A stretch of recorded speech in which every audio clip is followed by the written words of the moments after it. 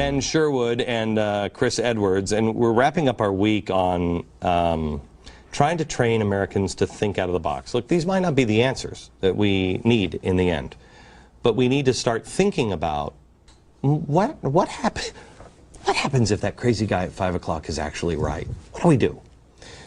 And that's the secret. And I learned that from you, Ben, when I read Survivor's Club. It's the most important thing you can do is to think about, what if that crazy thing, that crazy idea over there is right? Right?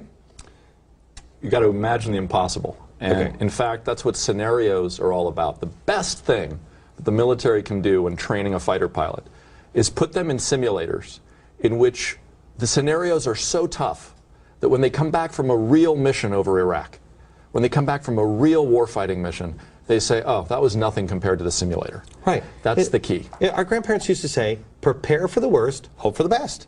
And if it falls anywhere near the worst, you're prepared. Right. Okay.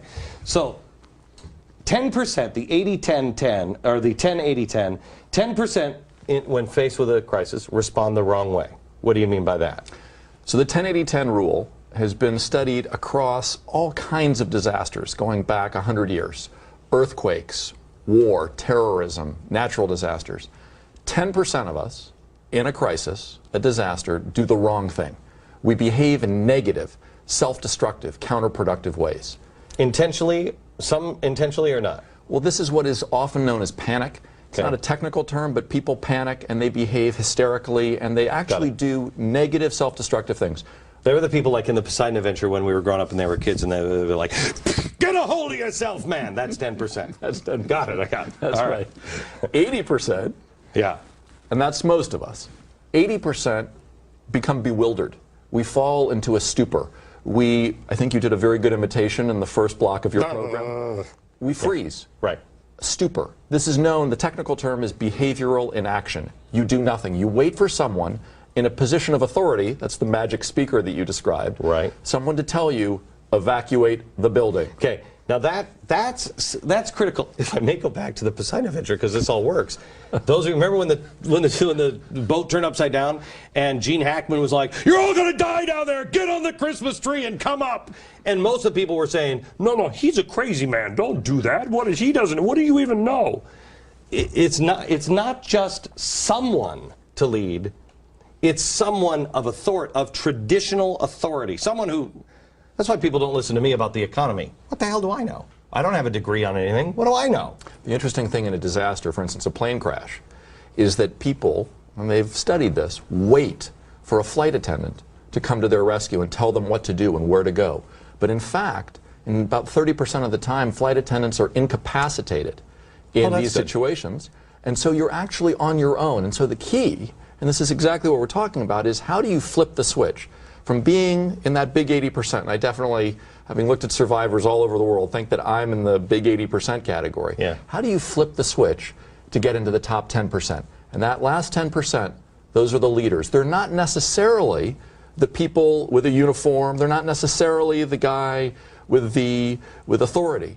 That 10%, often quiet, often reserved, unexpected leaders, they're the ones, when a crisis happens, who respond decisively, purposefully. They know what to do, they've got a plan, and they take action. And they often save a lot of those people in the 80% who are milling around trying to figure out what to do. Do any of the first 10%, I mean, how many does the first 10% convince in the 80% to go the other way, to sit here? No, don't grab on the Christmas tree, don't go with him, because that's who that would be, right? If the Poseidon Adventure, the upside down Christmas tree, Gene Hackman's up at the top, he's in the last 10%, the other guys who all died, you know, and everybody's like, oh, suckers. Those guys, they pulled a lot of those people and said, don't go.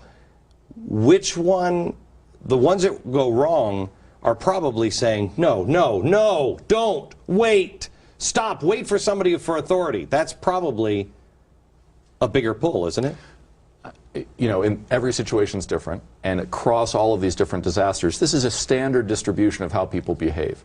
The most important thing for any person facing any survival crisis, any challenge, is to have the mindset, the outlook, which is something could go wrong, and what am I going to do? So that when someone's shouting at you, don't go that way, go this way. Don't go that way, go this way.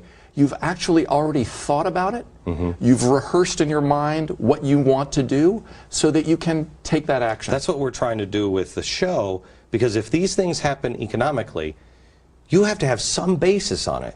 Now, how does this last 10% affect the 80%? How do they, what can they, I think that's what Tea Party's doing. People say all the time, I've talked to all my friends, I've talked to my neighbors, I've talked to everybody.